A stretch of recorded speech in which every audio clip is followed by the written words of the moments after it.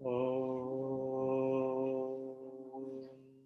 पूर्णमदः पूर्णमिदं पूर्णात् पूर्णमुदच्यते पूर्णस्य पूर्णमादाय पूर्णमेवावशिष्यते।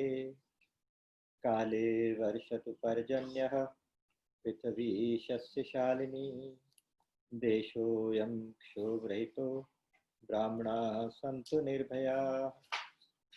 त्वमेव माता च पिता त्वमेव त्वमेव बन्धुश्च सखा त्वमेव विद्या द्रविणं त्वमेव सर्वं मम देवदेव।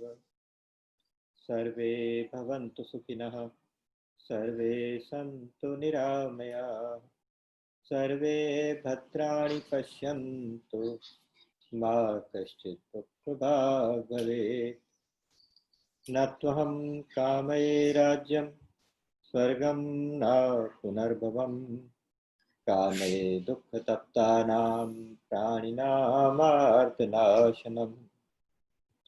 वंशी विभूषितकरान्नवनीरदाभात् पीताम्बरादरुणबिम्बफलाधरोष्ठात् पूर्णेन्दुसुन्दरमुखादरविन्द्रनेत्रात् कृष्णात् परं किमपि तत्त्वमहं न जाने।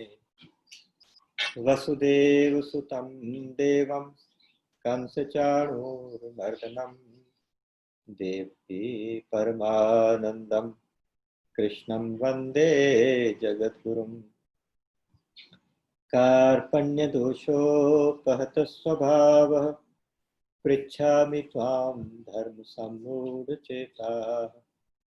यच्छ्रेयस्यान्निश्चितं ब्रूहि तन्मे शिष्यस्तेऽहं शाधिमां त्वां प्रपन्नम्।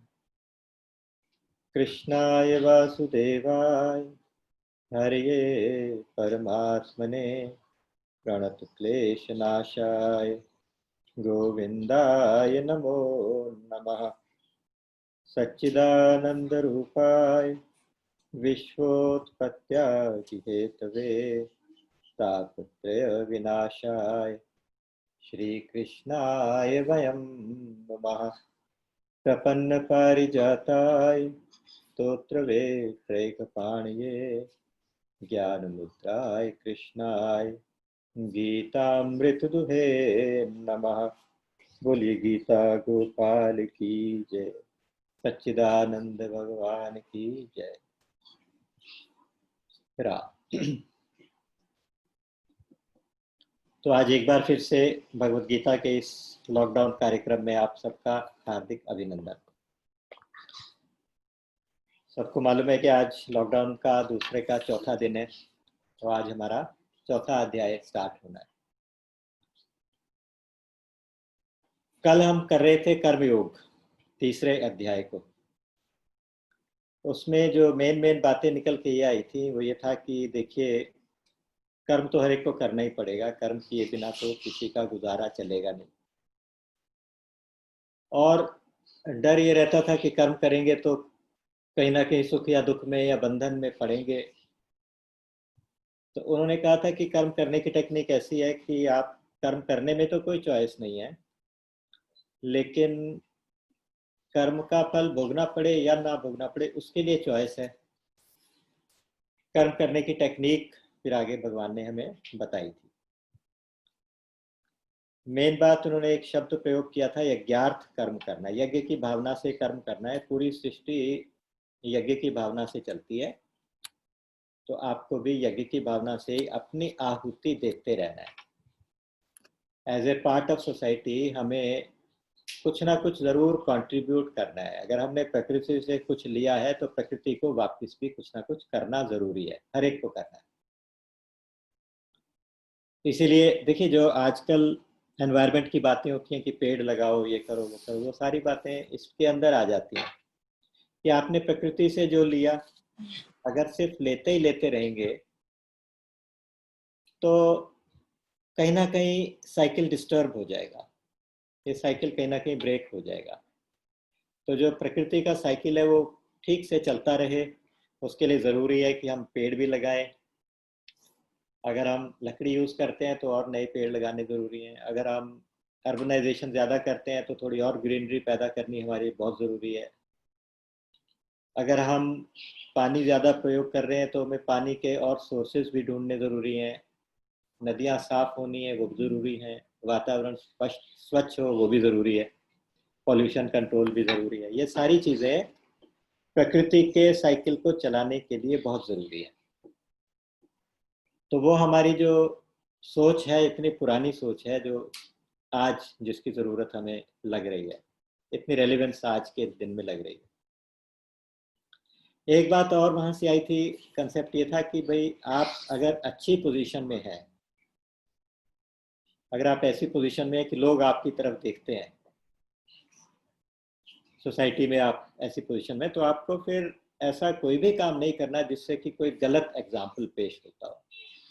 तो आपको और ज़्यादा सावधान रहने की ज़रूरत होती है। तो इसलिए भगवान ने कहा कि देखो, मैं तुम्हारे सामने बैठा हूँ, मैं ऐसी पोजीशन में पहुँच गया हूँ कि मुझे अब कुछ भी करना बाकी नहीं रहा, और तीनों लोकों में कोई भी चीज़ मुझे चाहिए तो मुझे बिना कुछ किए मिल सकती है, लेकिन फिर भी मैं कर्म करता हूँ। तो इसलिए तुम्हें भी अपना कर्म करना चाहिए, क्योंकि तुम भी ऐसी पोजीशन में हो। अर्जुन को कहा कि जिसकी तरफ और बहुत से आने वाली जनरेशन के लोग देखते हैं कि हमें भी अर्जुन जैसा बनना चाहिए, तो इसलिए तुम उनके सामने एक आदर्श उपस्थित करो, किसी के मन में कोई कंफ्यूजन पैदा मत करो, बुद्धिभेद पैदा मत करो, बस केवल उनको अच्छे से कर्म करके दिखाओ।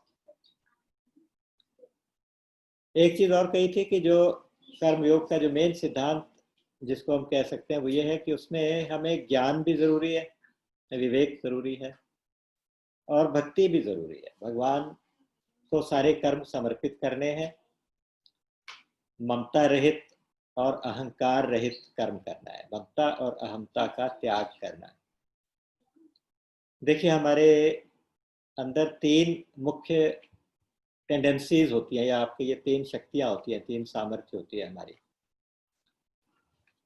कुछ करने की, कुछ जानने की, कुछ पाने की या मानने की।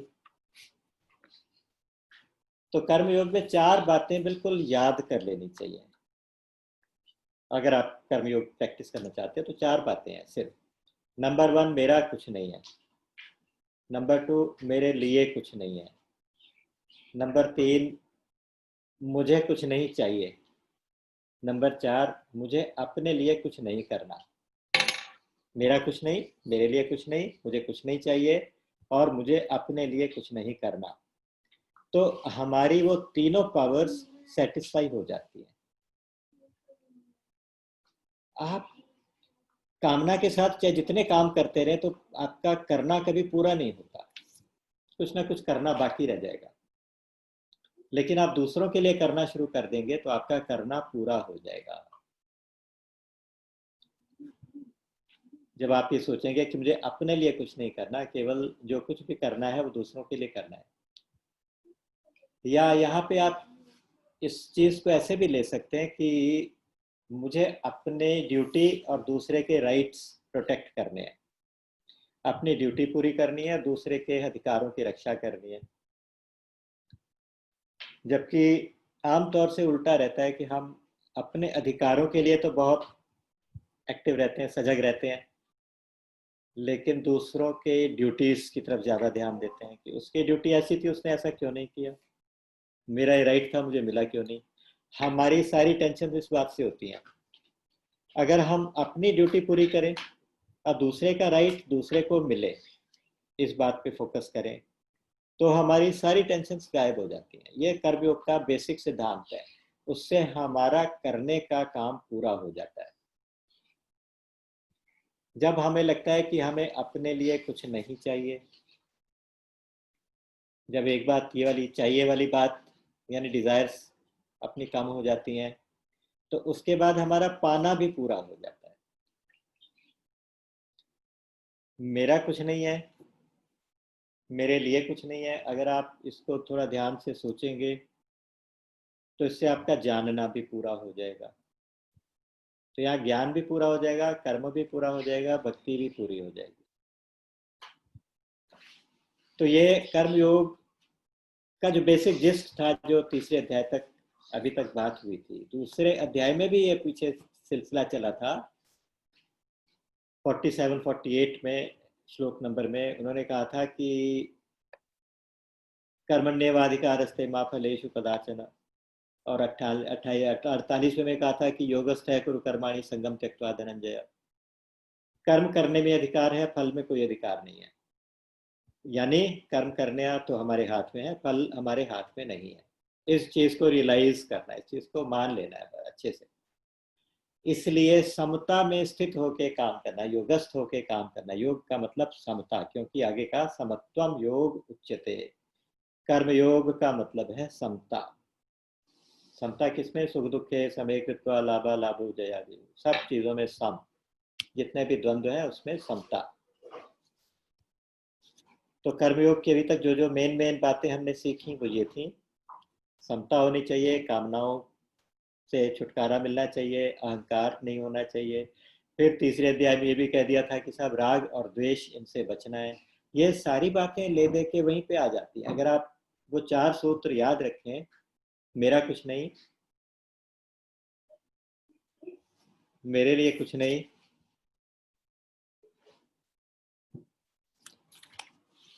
मेरे ख्याल में मेरी साउंड कम थी, अब ठीक है?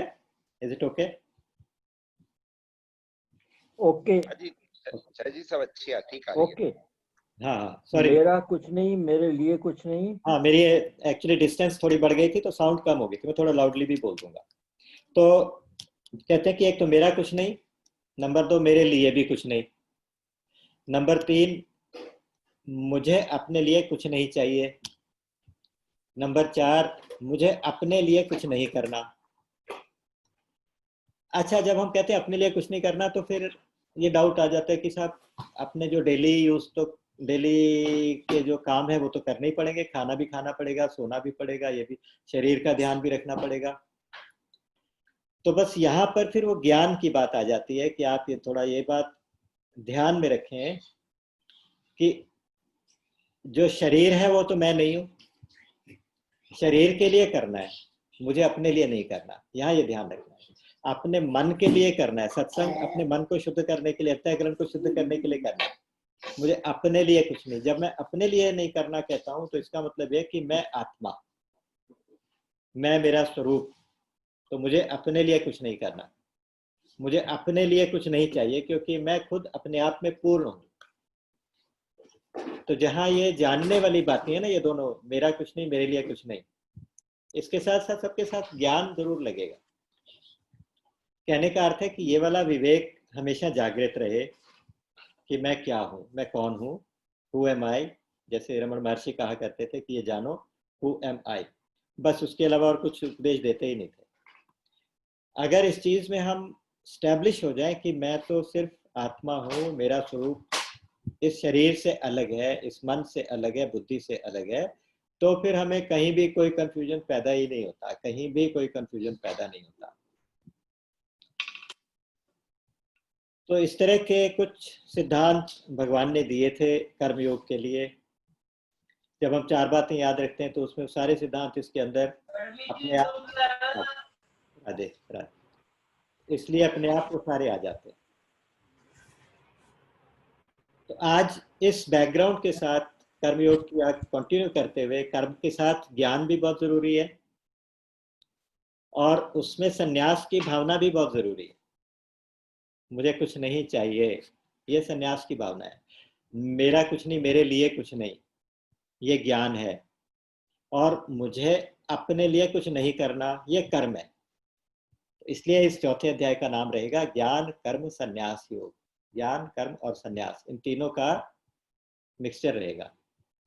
तो योग इसलिए कहेंगे कि यह भगवत प्राप्ति का साधन है, तो इसलिए इसको भगवान से योग कराएगा हमारा, तो इसलिए हम इसको योग कहेंगे।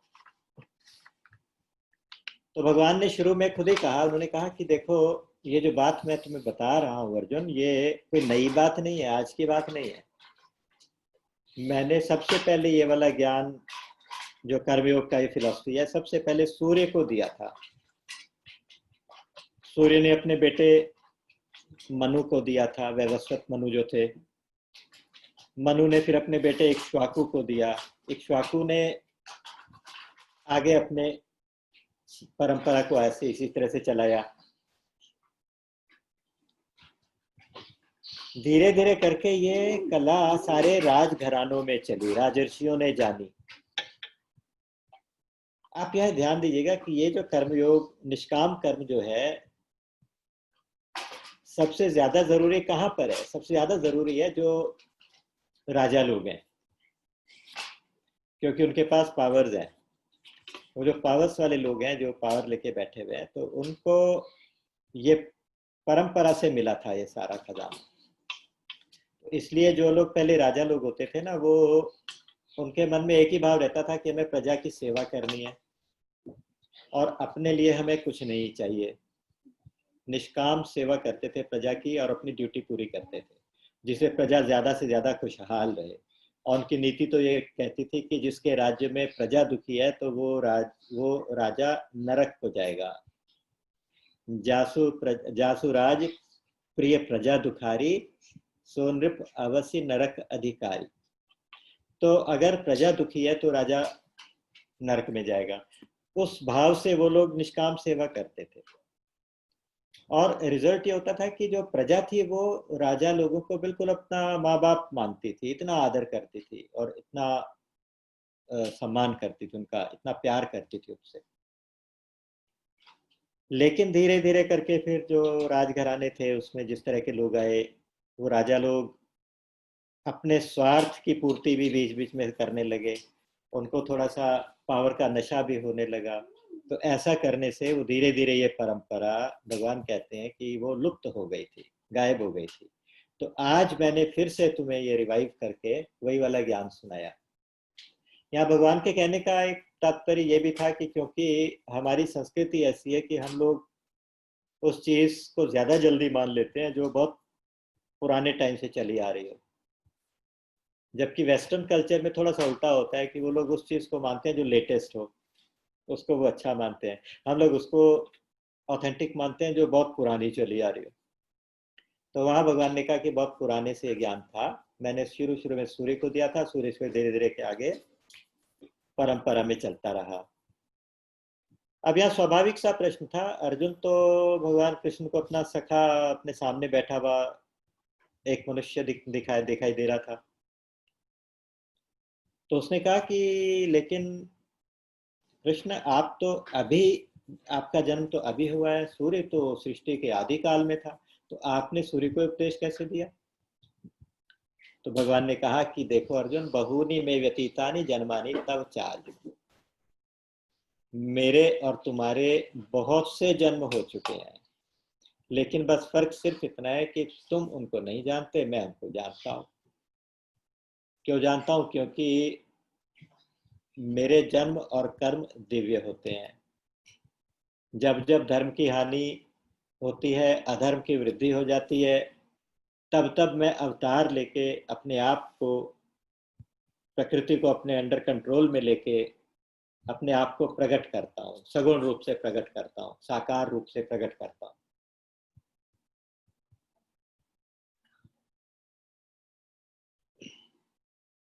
तो यहाँ पर श्लोक नंबर 6 से लेके श्लोक नंबर 10 तक ये 5 श्लोक हैं जो नित्य पाठ करने के लायक हैं। रोज पाठ करने के लायक 5 श्लोक हैं, ये 5 याद करने चाहिए। यहाँ पे भगवान ने अपने अवतार का रहस्य इसमें खोल के रख दिया है। तो उनको एक बार जब जैसे जैसे हम झांकी का दर्शन कर रहे थे, तो झांकियों में ये यहाँ पे भगवान की अवतार के रूप में झांकी है। यहाँ पे उसका दर्शन करते हुए अजोपिसन नव्यात्मा भूतानाम ईश्वरोपिसन प्रकृतिम स्वामधिष्ठाय संभवाम्यात्माया, वैसे तो मैं अजन्मा हूँ और सारी सृष्टि का मालिक हूँ, अव्यय हूँ, लेकिन अपनी प्रकृति को अपने अंडर लेके मैं अपने आप को प्रकट करता हूँ। कब कब प्रकट करता हूँ? जब जब धर्म की हानि और अधर्म की वृद्धि हो जाती है, तब तक मैं आ जाता हूँ। मेरे 3 काम रहते हैं। एक तो मैं धर्म का दोबारा से स्थापना करता हूँ, धर्म का दोबारा से धर्म को सपोर्ट करता हूँ। साधुओं की रक्षा करता हूँ, यानी अच्छे लोगों की रक्षा करता हूँ, अच्छे बुरे लोगों का नाश करता हूँ और धर्म की स्थापना करता हूँ। लेकिन ये सब करने के बावजूद मेरे जन्म और कर्म दिव्य होते हैं। मेरे जन्म और कर्म साधारण लोगों जैसे नहीं होते। बस ये जो जान जाता है कि मेरे का जन्म कर्म दिव्य है, तो उसको फिर कोई कंफ्यूजन नहीं होता और धीरे धीरे करके वो मुझे ही प्राप्त हो जाता है।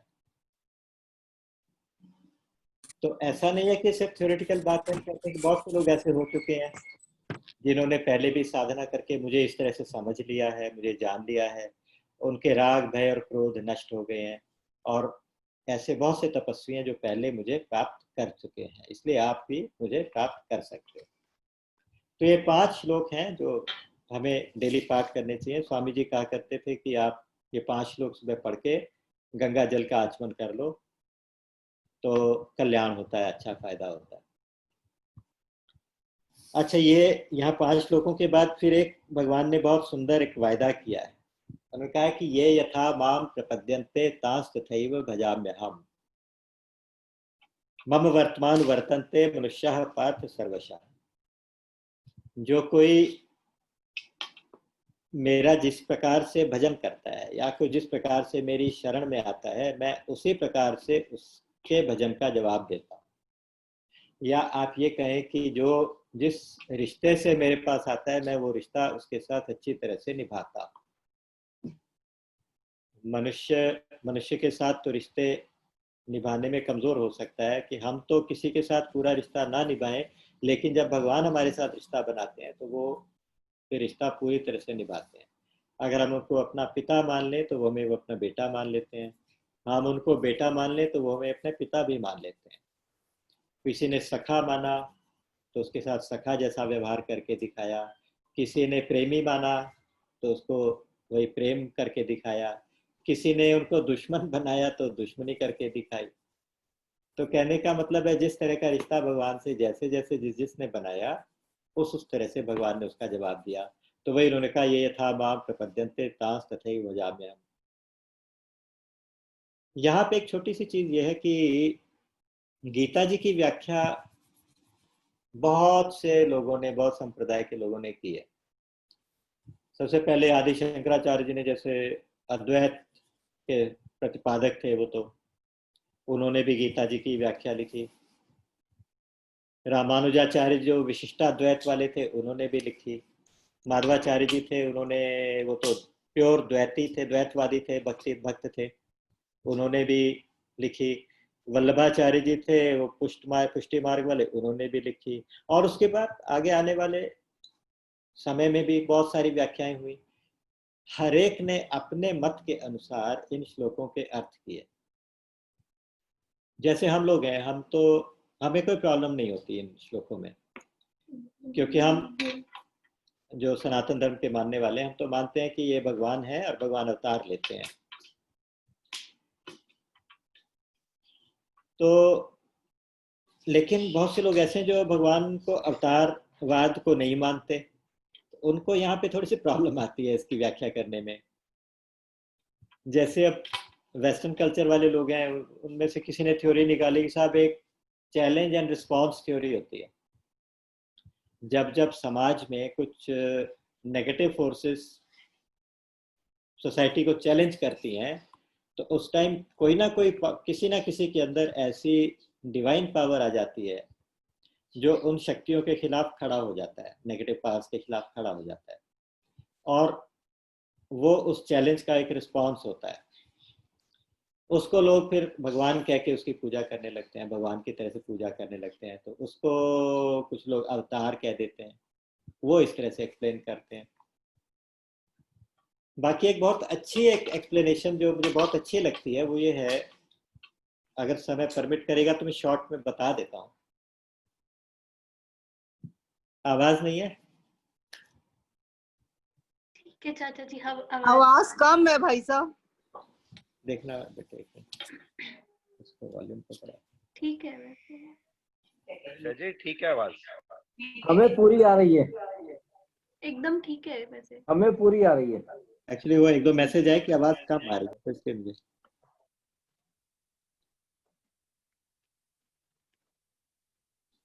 ठीक है।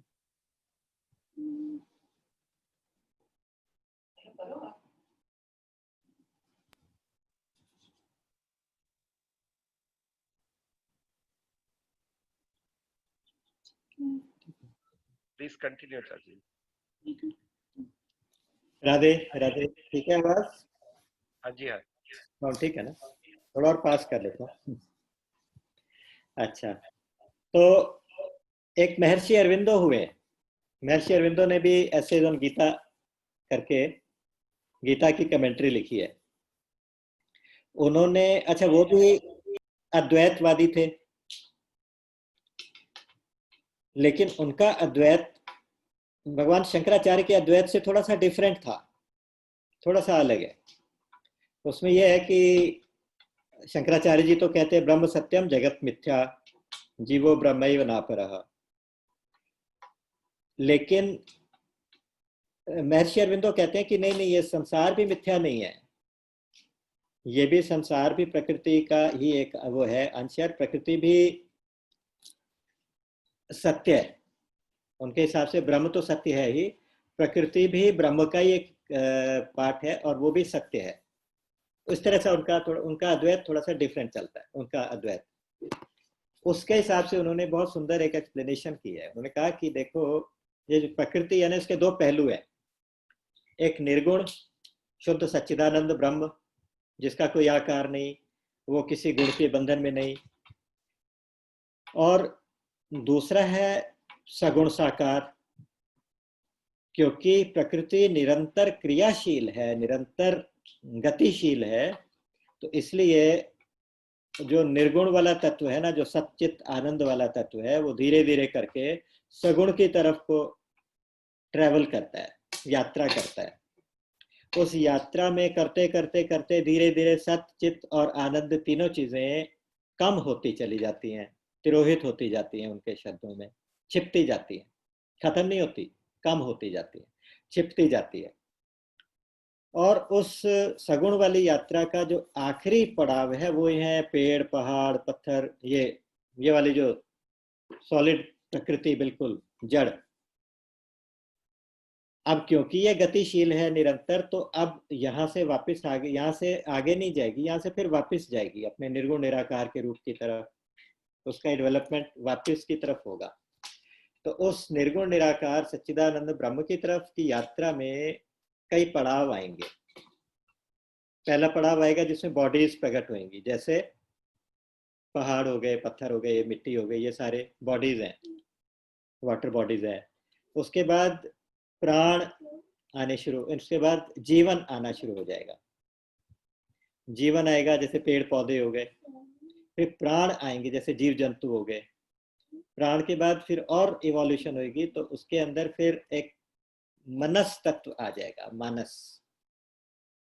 और मनस तत्व जब आएगा तो मनुष्य बन जाएंगे, माइंड आप कह सकते हो, तो मनुष्य बन जाएंगे। उस स्टेज तक हम इवॉल्व कर चुके हैं। अब धीरे धीरे इवॉल्व होना और भी चालू है, ये रुकेगी नहीं, प्रकृति चलती रहेगी।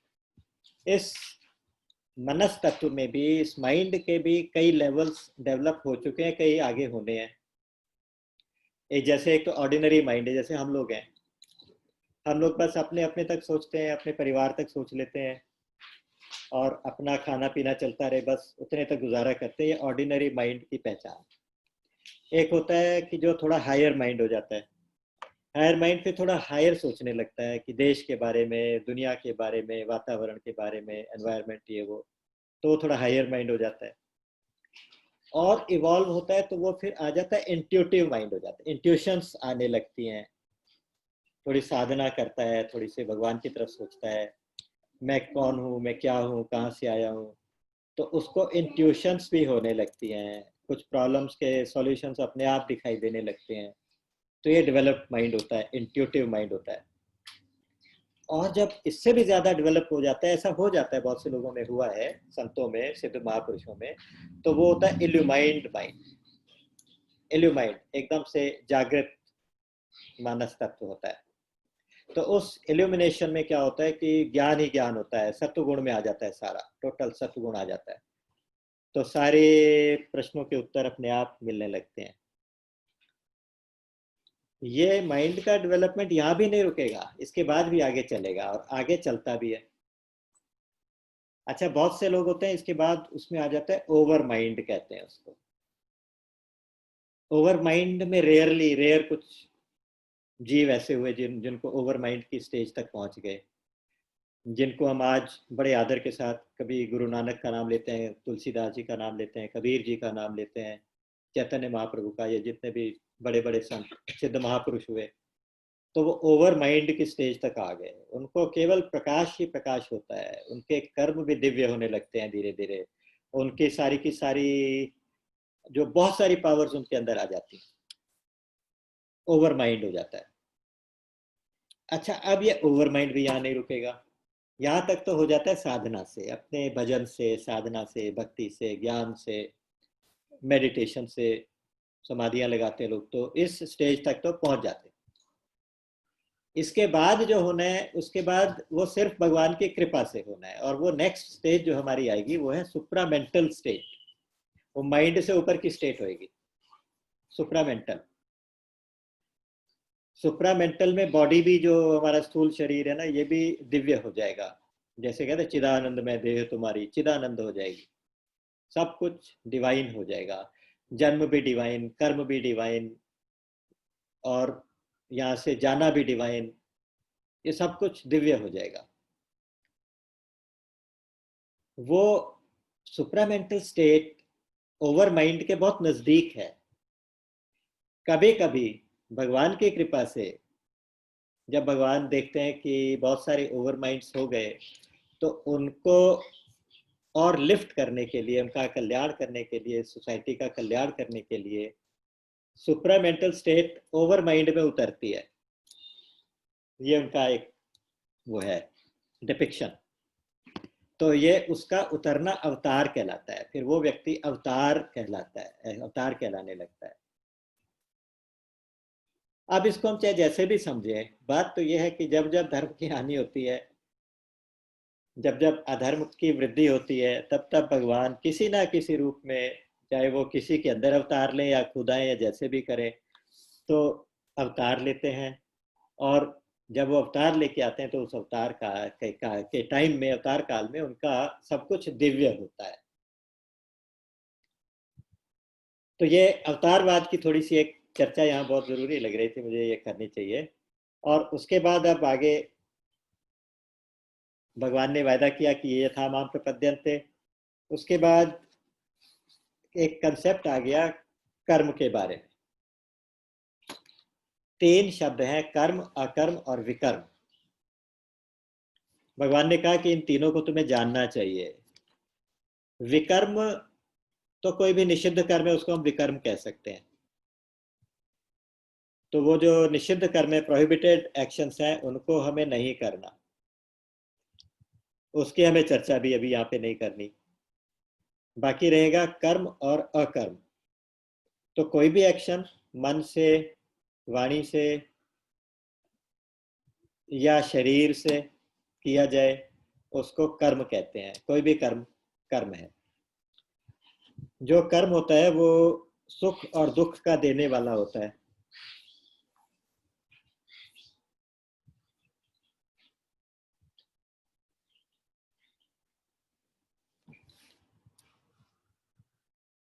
तो उस कर्म को हमने अकर्म बनाना है, यानी हमें कोई उसका फल ना मिले, इस तरह से उसको करना है।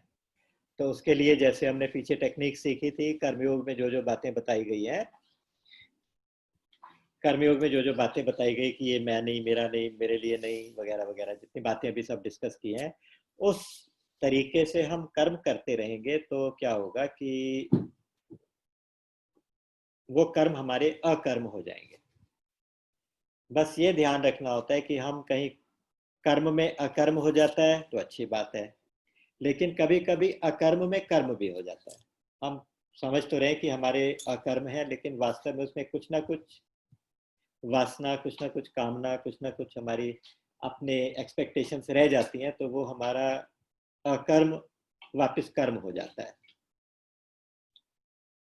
तो इसलिए भगवान ने कहा कि कर्म को भी जानना चाहिए, अकर्म को भी जानना चाहिए, विकर्म को भी जानना चाहिए। लेकिन साथ ही साथ ये कहा कि कर्म की गति बहुत गहन है, कर्म की गति ऐसी इतनी आसान कर्म को समझना नहीं है।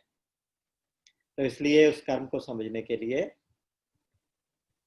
बहुत प्रिकॉशंस, बहुत ध्यान से आपको सारे के सारे कर्म करने चाहिए। तो ध्यान से कैसे करो? ध्यान से ऐसे कि साहब आपके कर्म यज्ञ हो जाए, यज्ञ की भावना से हो जाए। जैसे यज्ञ में आहुतियां दी जाती हैं और यज्ञ के लिए हर आहुति के साथ कहा जाता है इदं नमः, ओम इंद्राय इदं नमः, ओम अग्नाय इदं नमः, ओम प्रजापते इदं नमः। इदं नमः, इदं न मम, ये मेरा नहीं है, ये एक यज्ञ की आत्मा है, यज्ञ का सूत्र है। इसको हमने हमेशा याद रखना है हर काम के लिए कि कुछ भी मेरा नहीं है, ये सब मेरा नहीं है। इस भावना से जब यज्ञ किया जाएगा, इस भावना से जब कर्म किया जाएगा तो यज्ञ हो जाएगा। और यज्ञ के बाद जो यज्ञ शेष बचता है, जो प्रसाद बचता है, जिसका जो हमने लेना है, वो यज्ञ शेष है समता।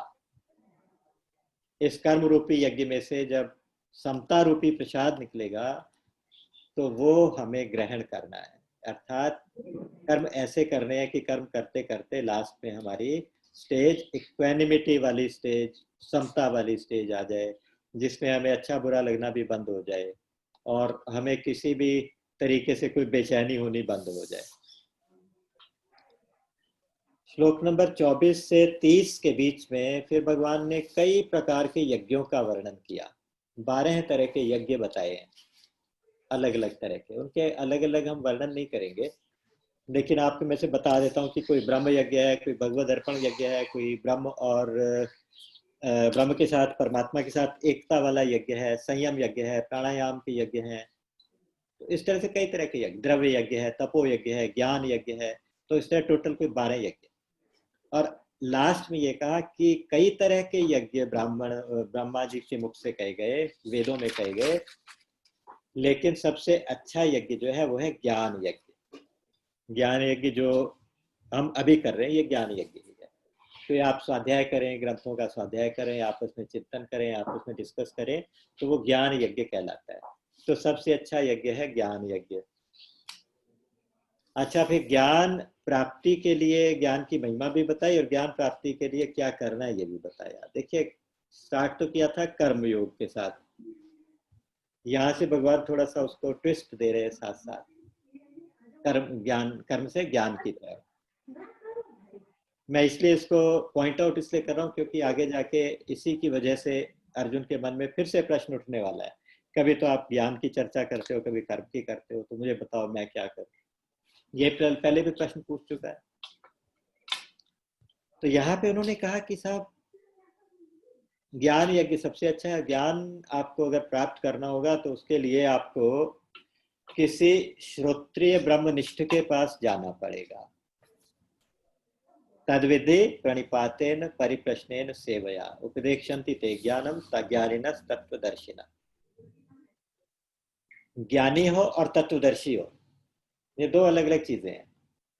जो तत्वदर्शी ज्ञानी है अर्थात श्रोत्रिय और ब्रह्मनिष्ठ, इसका मतलब यह है कि वो थ्योरी भी जानता हो और उसने करके भी देखा हो, है ना। जो श्रोत्रिय है तो इसका मतलब थ्योरेटिकल पूरी अच्छी तरह से ज्ञान उनको होना चाहिए, नहीं तो शिष्य पूछेगा तो उसका उत्तर कैसे देंगे। तीसरा है कि प्रैक्टिकल भी करके देखा होना चाहिए, तत्व में निष्ठ होना चाहिए, तत्वनिष्ठ होना चाहिए, तत्वज्ञ होना चाहिए।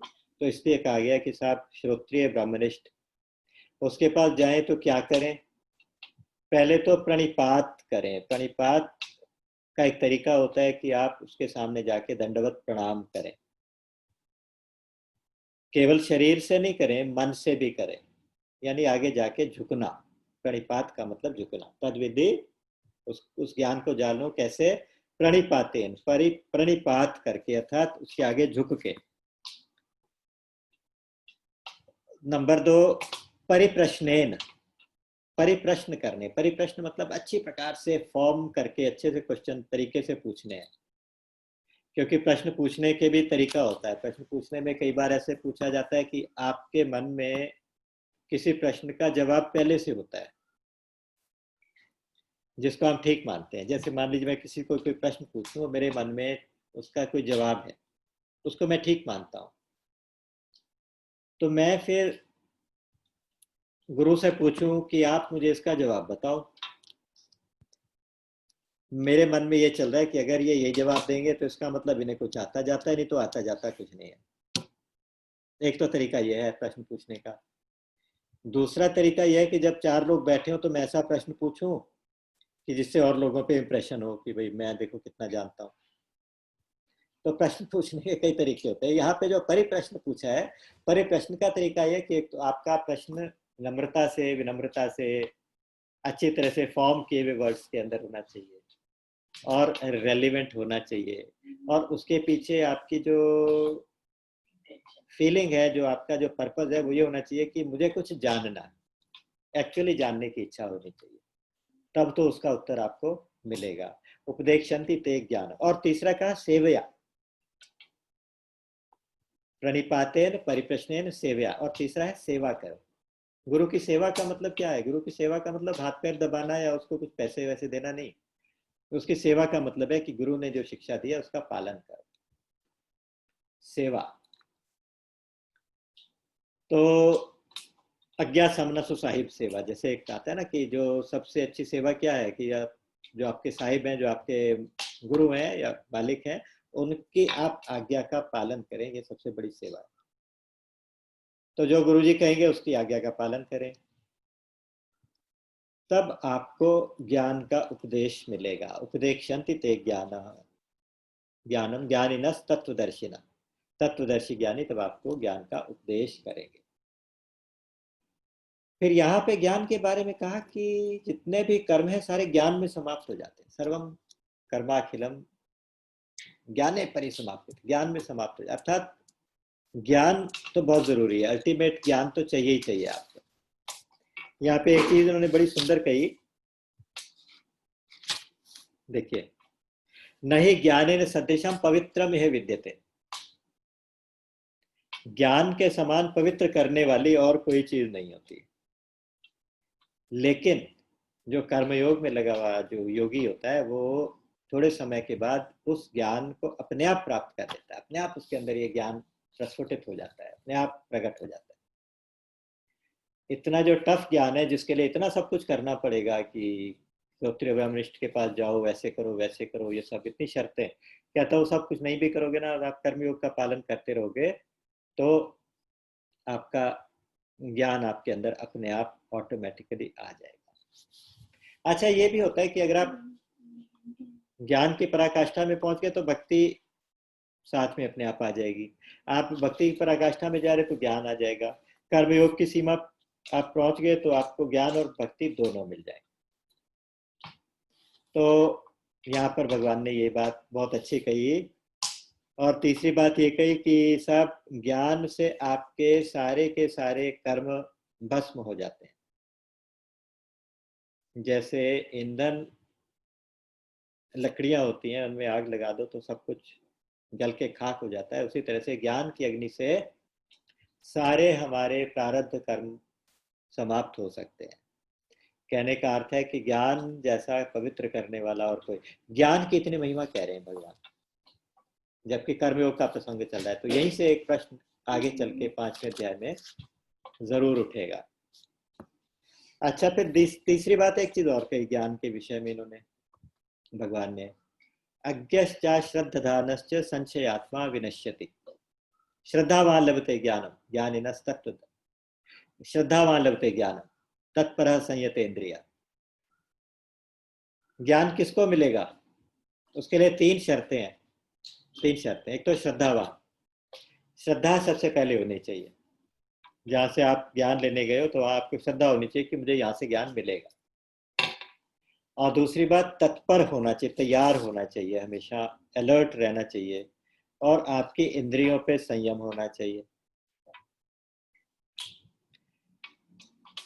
कई बार बहुत सारा थ्योरेटिकल नॉलेज होती है तो प्रैक्टिकल तो होती नहीं, तो उससे क्या रहता है कि आप रटी रटाई बातें जरूर कह देते हैं लेकिन उनका फिर आगे असर नहीं होता।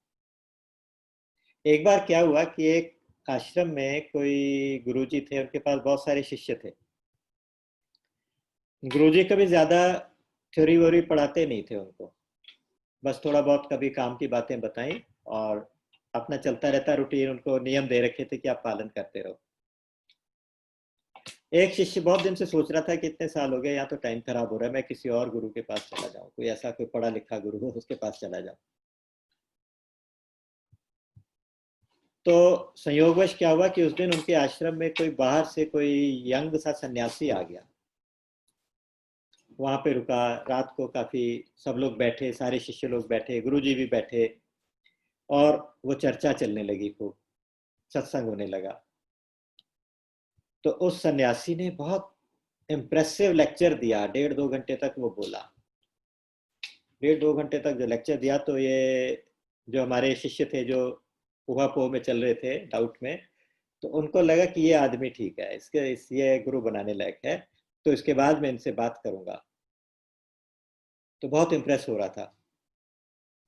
तो जब उसके बाद जब बात खत्म हुई तो सब लोगों ने काफ़ी तारीफ की, जितने लोग बैठे थे उनका, जी वाह आपने कमाल कर, बहुत अच्छी बातें बताई, बहुत अच्छा किया, बहुत अच्छा किया। गुरुजी कुछ नहीं बोले।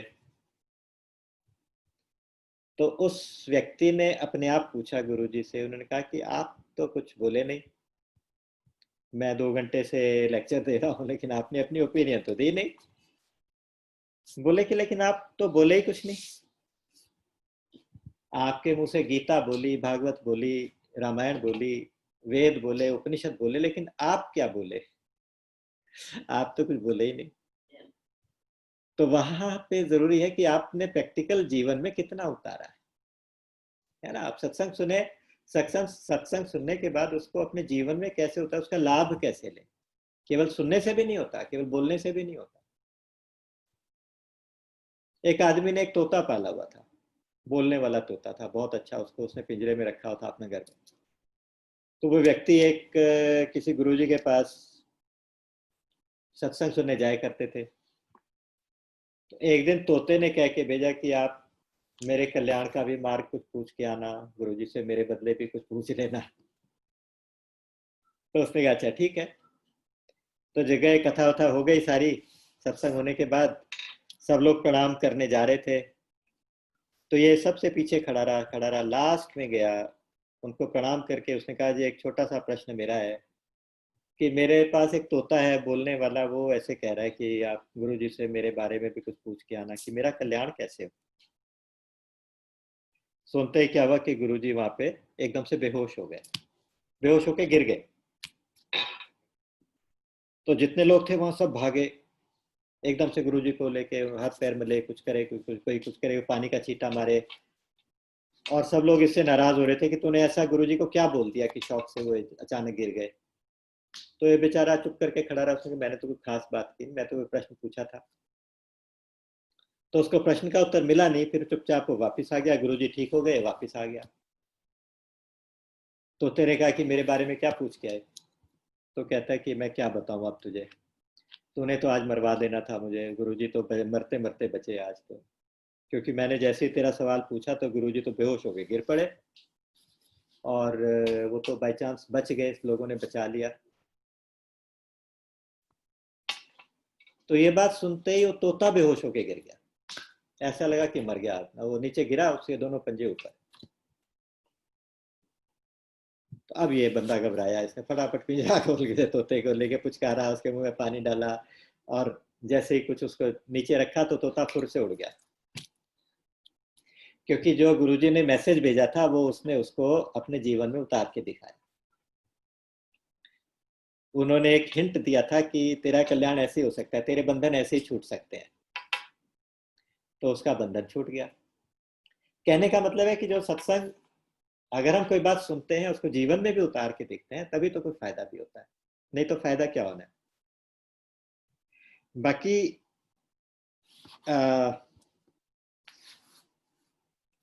यहाँ पे कर्म अकर्म विकर्म हो गया, श्रद्धावान वाली बात हो गई।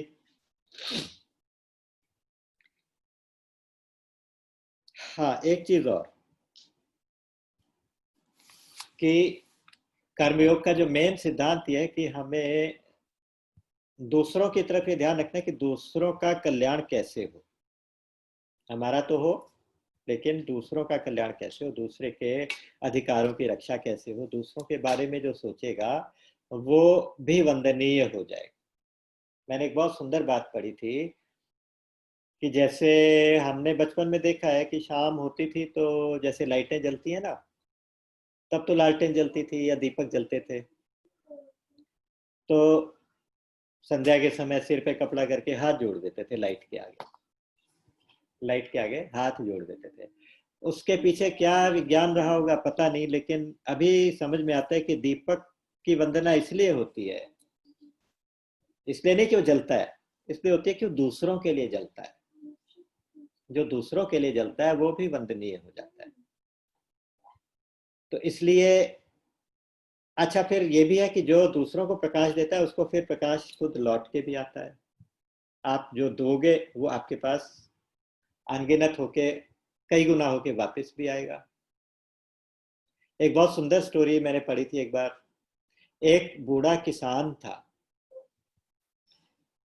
वो अपने खेत में काम कर रहा था। किसान का नाम था फ्लेमिंग, ये ट्रू स्टोरी है, आपको बता रहा हूँ। फ्लेमिंग नाम का किसान था, तो वो अपने खेत में काम कर रहा था। उसके सामने एक तालाब था जिसमें थोड़ा सा दलदल बना हुआ था, कीचड़ हो गया था, दलदल था काफी। तो कुछ बच्चे खेलते हुए उसमें एक बच्चा उसमें नीचे गिर गया, तो उस आदमी ने दौड़ के उसे मेहनत करके बीच में उतर के किसी तरह से बचा लिया, बाहर निकाल लिया और सुन थोड़े साफ सूफ करके कपड़े चेंज करा दिए। तो अगले वो बच्चा चला गया। अगले दिन एक बहुत बड़ी गाड़ी उसके घर के आगे आके रुकी। वो उस बच्चे के फादर थे, उनका नाम था एडोल्फ चर्चिल, रेडोल्फ चर्चिल। वो काफी अमीर आदमी थे। वो बच्चा जो था काफी अमीर बाप का बेटा था। तो उन्होंने कहा कि आपने मेरे बेटे की जान बचाई है, मैं आपके लिए कुछ करना चाहता हूँ। तो उसने कहा मैंने इसलिए नहीं, मैंने ये तो मेरी ड्यूटी थी, मैंने कर दिया, मुझे कुछ नहीं आपसे चाहिए, मैं तो अपना मेरा ठीक गुजारा चलता है। वो इंसिस्ट करने लगे नहीं नहीं नहीं। इतने में इस किसान का बेटा बाहर आ गया, खेलते खेलते बाहर आ गया झोपड़ी में से। तो उन्होंने देखा, उसने कहा ये कहाँ पढ़ता है, क्या करता है? तो बोले कि अभी तो स्कूल जाता नहीं, हमारे पास इतने पैसे नहीं होते। वो बोले कि चलो इसकी पढ़ाई का खर्चा इसका सब मेरा, आज से मैंने इसको एक तरह से गोद ले लिया, मैं इसको पढ़ाऊंगा। तो ठीक हो गया। उस बच्चे को उस अमीर आदमी ने पढ़ाया, किसान के बच्चे को, फ्लेमिंग के बच्चे को उस अमीर आदमी ने पढ़ाया। बड़ा होके वो बच्चा डॉक्टर बना, और डॉक्टर बनके जब बड़ा हुआ तो उसने रिसर्च में पेनिसिलिन का आविष्कार किया। उसका नाम था अलेक्जेंडर फ्लेमिंग। उसको उसके लिए नोबेल प्राइज मिला। लेकिन कहानी यहाँ खत्म नहीं होती, इसके बाद आगे कहानी है। आगे ये है कि वो जो चर्चिल थे उनका बेटा, वो था विंस्टन चर्चिल, वो जो बेटे जिसको दलदल में से बचाया गया था। वो बाद में ब्रिटेन के 2 बार वो प्रेसिडेंट बने। एक बार यही चर्चिल बहुत ज्यादा बीमार हुए और उनकी जान पेनिसिलिन ने बचाई। देखिए कैसे साइकिल बनता है। एक सेल्फलेस किया हुआ काम कहां से कहां किसको पहुंचा दे, घुमा ले इसको। राधे। तो एक सेल्फलेस तरीके से किया गया कोई भी काम कैसे कैसे किसको कहां तक पहुंचा दे और कैसे वो लौट के आ जाए।